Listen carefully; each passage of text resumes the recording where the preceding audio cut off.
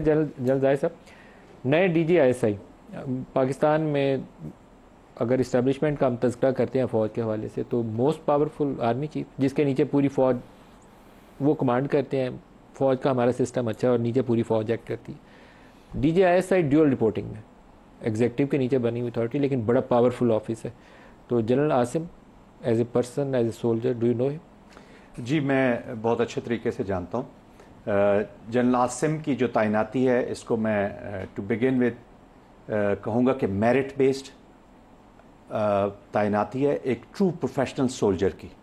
उनके जो कैरियर को हम देखते हैं एज ए कैडेट, वहाँ से वो शुरू हुए हैं, स्वॉर्ड ऑफ ऑनर हैं अपने कोर्स के, 1989 में वो पास आउट हुए, और वहाँ से लेकर आज तक उनके जो प्रोफेशनलिज्म है वही उनका हॉलमार्क रहा है उनकी सर्विस के दौरान।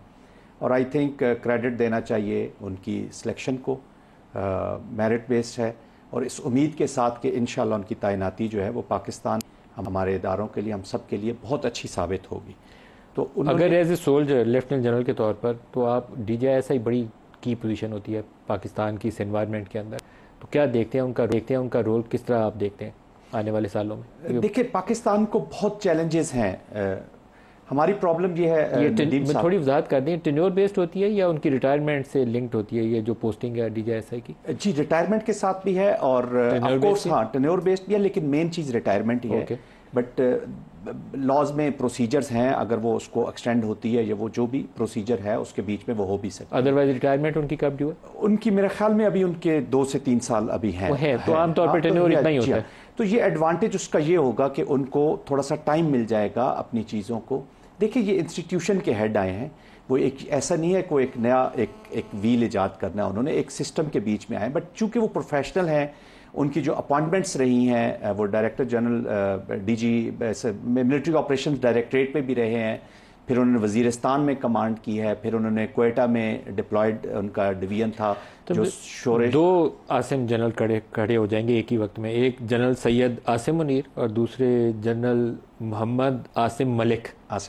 हाँ, तो आपको लगता है कि it's going to work well, अच्छा एक दूसरे को कॉम्प्लीमेंट करेंगे? क्योंकि आपको टेररिज्म वाला भी चैलेंज है और इंटरनल आपकी पॉलिटिकल सिचुएशन भी आपके सामने मौजूद है। देखिए नदीम साहब, पाकिस्तान के लिए किसी के पास, चाहे वो आसिम मुनीर हों या आसिम मलिक हों, नदीम मलिक हों या जाहिद हो या पंजौता साहब हो, हमारे पास किसी के पास चॉइस है कि हम ऐसे काम करें जो पाकिस्तान के लिए फ़ायदेमंद ना हो।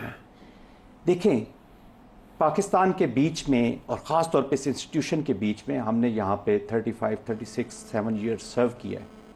यहाँ पर जब तक आप पाकिस्तान के लिए डिलीवर कर रहे होते हैं तो आपको हर मकाम, हर रुतबा, हर चीज़ मिल जाती है आपकी। तो आई एम श्योर कि किसी के पास कोई चॉइस ही नहीं है कि वो इकट्ठे होकर काम ना करे। इसलिए मैंने पहले हिस्से में प्रोग्राम के कहा था कि अभी हमें यूनिटी की ज़रूरत है, न सिर्फ विद इन दी इंस्टीट्यूशन बल्कि बाहर से भी सबके। तो आसिम मलिक साहब के लिए ये भी एक चैलेंज होगा कि यार एक यूनिटी के साथ हम आगे बढ़ें।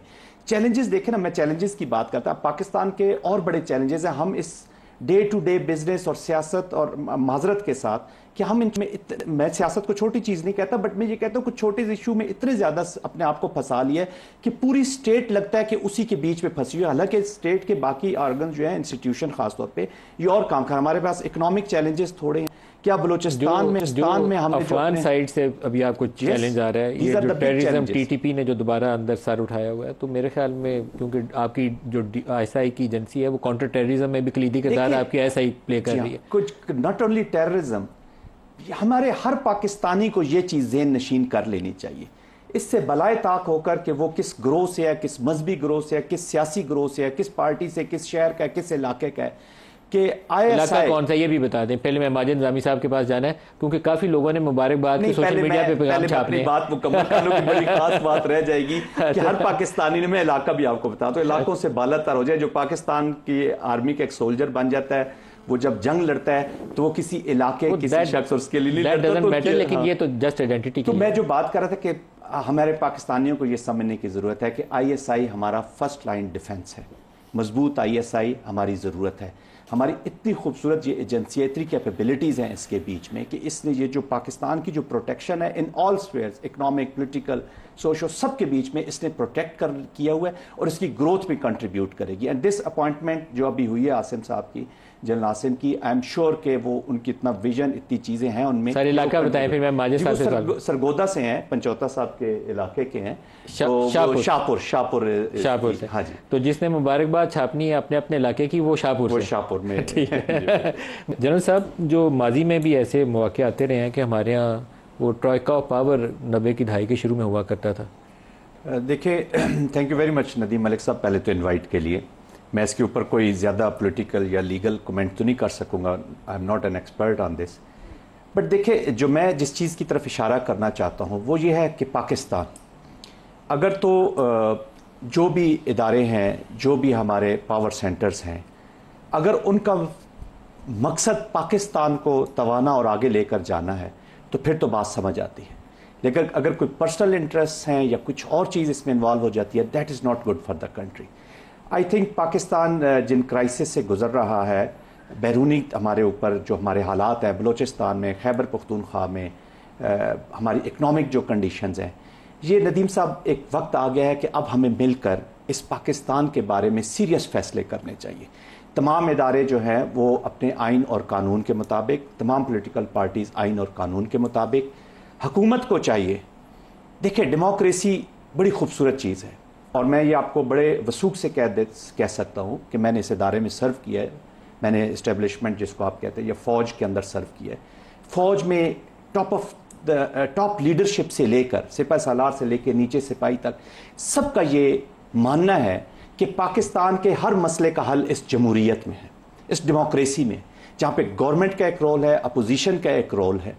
जब ये रोल अपने सही अंदाज से नहीं अदा हो सकता, जब ये नहीं होता, तो फिर स्पेसेस बनती हैं जहाँ पर इदारे अपना रोल प्ले करते हैं। फिर मे भी गलतियाँ भी हो सकती हैं, नहीं भी हो सकती, लेकिन जब डेमोक्रेसी स्ट्रांग होगी, हुकूमत अपना रोल अदा करेगी, वो स्पेस क्रिएट कर। देखिए, डेमोक्रेसी में सबसे बड़ी खूबसूरत चीज़ ये है कि वो स्पेस क्रिएट कर सकती है, वो अकोमोडेट कर सकती है। तो हमारे लिए अपोजिशन, हमारे लिए गवर्नमेंट, हमारे लिए हमारी सियासी जमातें, फोर्सेस ऑफ ऑर्डर्स, इनको इतना तवाना होना चाहिए कि ये किसी इदारे की तरफ या कोई और पावर सेंटर इस्टेब्लिश ही ना हो, ये अपनी ताकत का एहसास करे, एक दूसरे की पावर इंक्रोच करने की बजाय अपना रोल परफेक्टली अदा करें, तो उसी के काम जब जिंदा और तवाना जमहूरियत होगी तो जिंदा और तवाना पाकिस्तान होगा। माजिद निज़ामी साहब, दोबारा सियासी सूरत हाल पे फौजी तबसरा नहीं, आपसे फौजी तबसरा जनरल ज़ाहिर साहब ने कर लिया। ये जो इस वक्त इदारों वाला टकराव है, मैं तो सुप्रीम कोर्ट और हुकूमत के आपस के जो मामला है वो देख के परेशान हूँ कि ये किसी एक बड़े तूफान का पेशकम है। ये ना हो कि एक दिन हम उठे तो एक नई खबर हमारे पास आई हो, या प्राइम मिनिस्टर या इलेक्शन कमीशन ऑफ पाकिस्तान दोनों इन दी डॉक होंगे इन दी कमिंग वीक्स। इसके अलावा मामला आगे नहीं चलेगा और ये क्राइसिस है जो डीपन हो जाएगा। जी बिल्कुल, मैं सिर्फ एक फ़िक्र ऐड करना चाहूँगा कि जनरल आसिम की जो रिटायरमेंट है वो तकरीबन 12-13 महीने बाद है, और अगर उन्हें मज़ीद ISI में कंटिन्यू करवाना होगा तो फिर उन्हें एक साल की एक्सटेंशन देना होगी।